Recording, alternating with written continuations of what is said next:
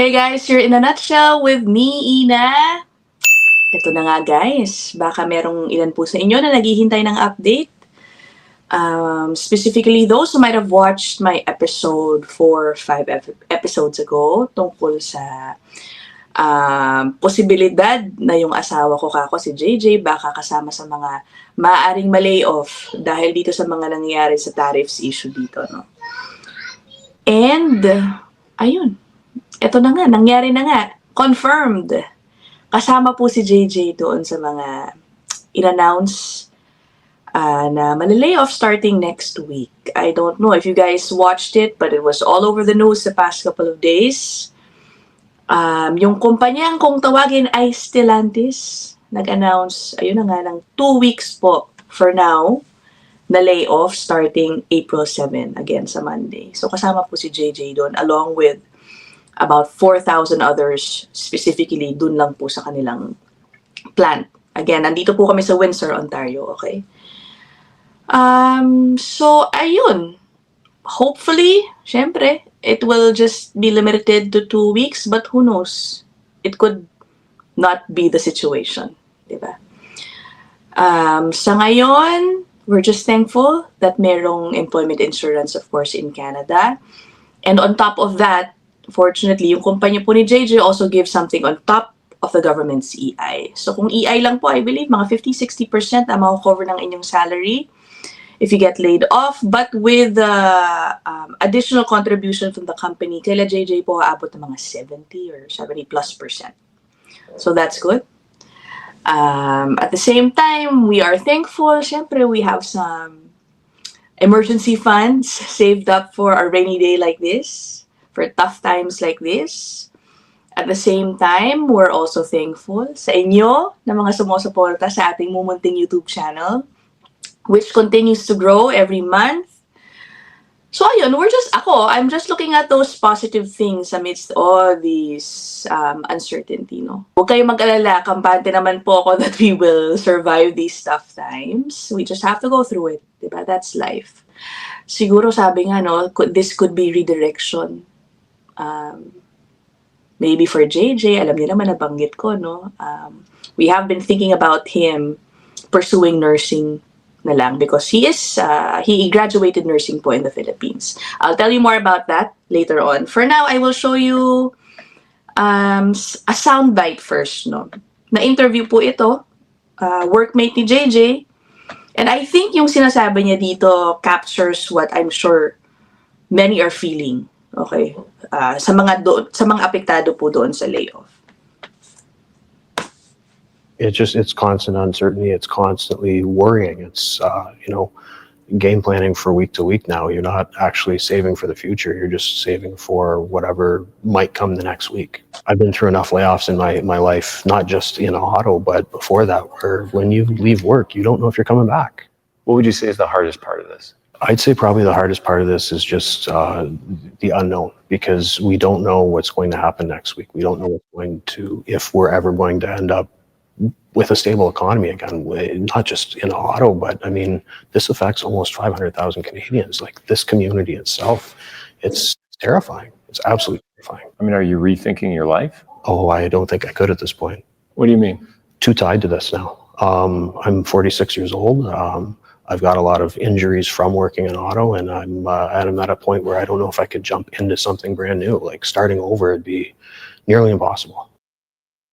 So, ayun ano. Totoo yung sinasabi niya. Ang daming workmates nila JJ, guys, na 50 plus na, diba? Na affected din po dito sa layoffs. So I am, siguro mas matindi yung mga iniisip nila sa mga panahon ngayon, ano. Fortunately for us, hindi naman kami nag-worry that we cannot find another job for, JJ later on. Wala naman po kami sa ganung point. We're a bit more positive when it comes to that. Pero totoo yung sinasabi niya, no? It's really the uncertainty from week to week. Gaano katagal kaya ito magtatagal? Ang sabi po ni JJ kasi, ang sabi po ni JJ, merong usap-usapan na, sige, maybe after 2 weeks, mag-resume yung operations, but there is a possibility, let's say, na single shift na lang sila.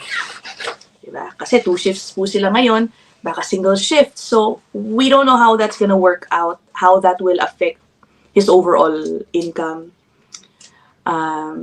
So wala kaming choice really but to just wait and see.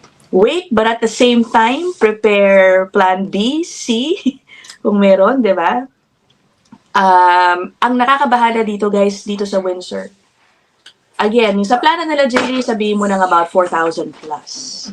But it's just a matter of time when other plants here, mga manufacturing plants na suppliers ng mga parts na ginagawa po sa Stellantis plant, maapektuhan rin po sila.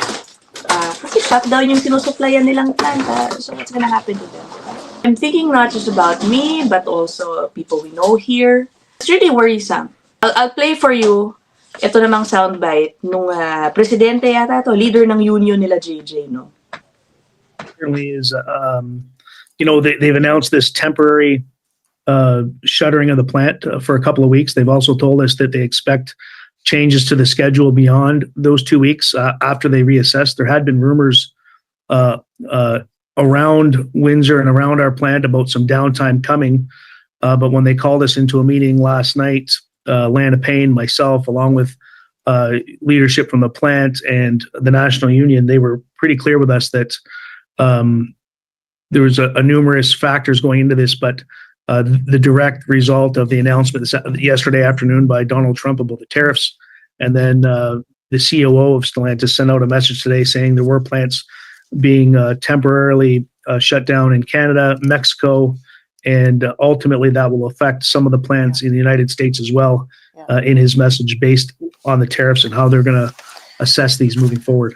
So James, let me get your best guess then on whether this pause in work will continue, because if the tariffs continue at this magnitude, it seems hard to imagine that all auto plant sectors and manufacturing sectors can continue to function. Do you think that this is going to be a longer work stoppage than what you've been told? I think potentially. It's hard to know. I know that, the United States has come out and said all foreign vehicles are being taxed at 25%. CUSMA or USMCA qualified vehicles will only be taxed, and this isn't yet, but only be taxed on the non-US portion of the vehicle. That's going to take quite a long time to figure out. And they're also saying come May 3rd or May 4th that parts, whether they're CUSMA related or not, right now any CUSMA related part isn't being tariffed, but come May 3rd, that will change. And I really think that has the potential to shut the industry down.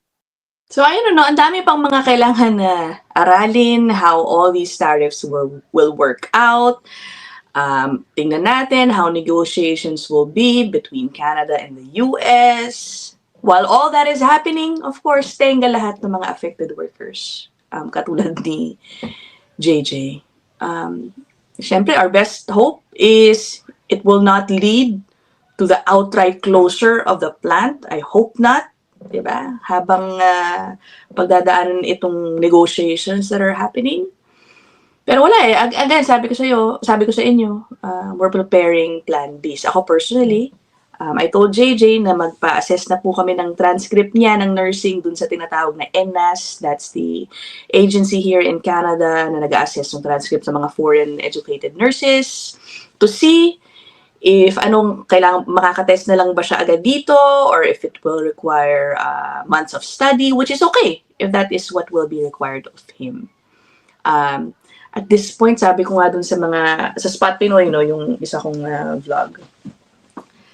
The whole situation is making me think about the longevity of the type of job that JJ is in.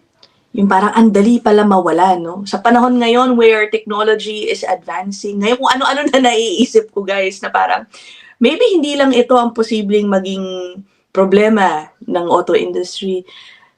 In the next few years, it could be the issue of robots or AI taking over their jobs. Yung mga ganun po pumapasok sa isip ko. So I really want to push him towards something that is more, AI-proof, meron bang ganon? Or at least recession-proof? And I think work in the healthcare sector is somewhat safe from those, no? So, yan po yung mga isa sa mga iniisip ko. Baka meron po akong viewers na may similar background kay JJ sa nursing. We would love to talk to you about how he could transition after being away, after graduating from nursing so many years ago. Paano po ba yun? But so far, nakakuha na kami ng ilang advice and they say, marami palang katulad niya, no? And it's very doable to do that. We'll see. Yun lang naman po ang update ko. Ano pa ba? Baka may naghahanap mismo kay JJ. Alam mo, sa mga interview type po, medyo hindi fun si JJ na magkwento tulad ng paraan na ginagawa ko. Maybe I will get some sound bites from him if that's what you're looking for. Pero, we'll see. Susubukan ko, no? Let me know. Kayo rin po ba affected kayo, no? Baka may kababayan tayo diyang pinagdadaanan, ang pareho naming pinagdadaanan. Sabi nga nung Unifor president, yung union president nila, about 500,000 Canadians are expected to be affected by this, diba? Directly and indirectly, working sa auto industry. Okay, let me know what you guys think. I look forward to seeing your messages down there. I'll see you guys in the next episode. Bye!